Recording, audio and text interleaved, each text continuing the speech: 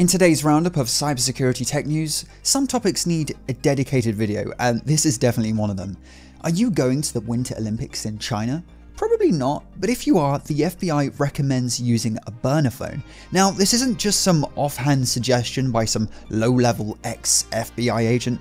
No, the FBI Cyber Division has put out an official notice saying that those visiting the Winter Games should keep their personal cell phone at home and use a temporary phone.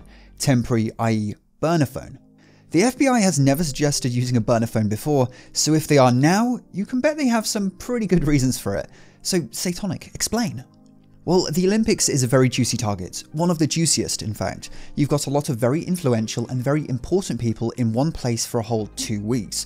Not only that, but all those people are using the same technological infrastructure to interface with the games. One example, which has been quite controversial, is the My 2022 app.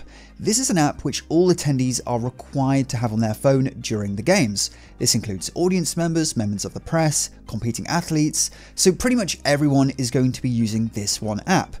And according to the App Store, it's owned by a Chinese state-owned company called Beijing Financial Holdings Group. Now, anything that has Chinese state-owned in its title is worth a closer look. The app was analysed by Citizen Lab, which is a Canadian research organisation which focuses on digital rights issues, and unsurprisingly, they found a few security problems. Firstly, the app implements SSL poorly. SSL is essentially the same encryption which HTTPS uses. It makes sure no one reads your data within transit, and that whoever you're sending your data to is who you think it is. This app, in some cases, apparently fails to validate SSL certificates, meaning you can't be sure who you're sending your data to, so an attacker could theoretically intercept traffic. They also found that some sensitive data is transmitted without any SSL encryption or any security at all, such as sensitive metadata relating to messages. Not only is this, bad, but the fact the app even has a messaging function at all, I find to be at least a little fishy.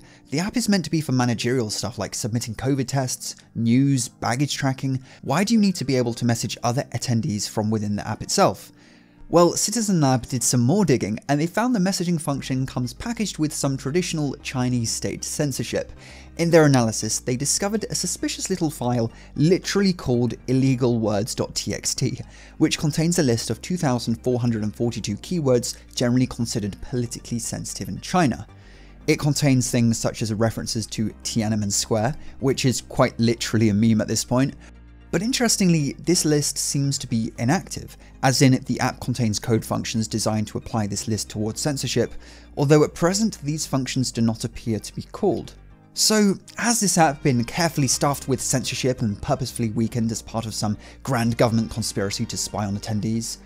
Well, the thing is, a lot of the data this app deals with is sent to the government anyway, so there isn't much reason for them to intentionally weaken the app itself. It seemingly being badly designed is likely just down to incompetence which could, however, be exploited by cybercriminals. And that's part of the reason the FBI is recommending burner phones. Potential Chinese government surveillance is only one factor here. An important factor, but just one nonetheless. The FBI's advisory also mentions plain old social engineering and phishing campaigns as a major vector of attack on attendees. And to put into perspective just how juicy a target the Olympics can be, during the 2020 Olympics in Japan, there were 450 million cyber attacks attempted on Japan Olympics infrastructure. Luckily, they all failed. However, the same cannot be said for the 2018 Winter Olympics in Korea, which fell victim to sabotage, like literally. Back then, a bad actor managed to hack the opening ceremony, the official website went down, broadcasters' drones were grounded, and people were even prevented from printing out tickets, which led to a low turnout for the event. And there was no financial gain here, it seems to have been done purely out of spite. 6 Russian nationals were eventually indicted for the attack, the malware behind which was called Olympic Destroyer. The running theory is that they were operating on behalf of the GRU, one of Russia's intelligence agencies, and the attack was in response to Russian athletes being banned from competing over the mass doping scandal. The Washington Post even reported that the GRU masked their IP addresses to make it look like the North Koreans did it.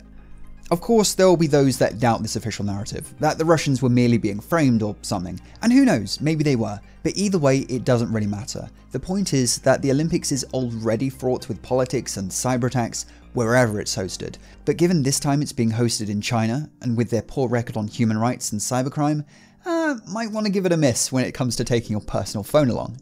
And circling back to that FBI alert, the US isn't the only country to put out a notice like this. British athletes are being offered burner phones for the event should they want them, and the Dutch have gone one step further and outright banned athletes from taking their own devices altogether. Do you think this is all an overreaction, and realistically speaking, there isn't much to worry about using your personal phone in China? Or do you think the FBI in these other countries are right to be suspicious, and that this is therefore a good precaution? Do let me know in the comments. I'm really interested to see what you guys have to say on this. This video is sponsored by Linode, who are giving you $100 worth of free cloud computing. Linode is a totally customizable cloud hosting platform. Whether you're looking to quickly spin up a VPN, website, or host a Kubernetes cluster, Linode has you covered. If it runs on Linux, it'll run on Linode. Linode just announced availability of their NVMe block storage, the first alternative cloud provider to officially support this state-of-the-art hardware at no extra cost to their customers. Linode's philosophy is to focus on providing all the tools a developer really needs at competitive prices. Use the link in the description now to claim your free $100. Thanks for watching. You know what to do. Tickle that notification bell and follow me on the Instagrams for behind the scenes content, and I'll see you in the next video. Have a good one.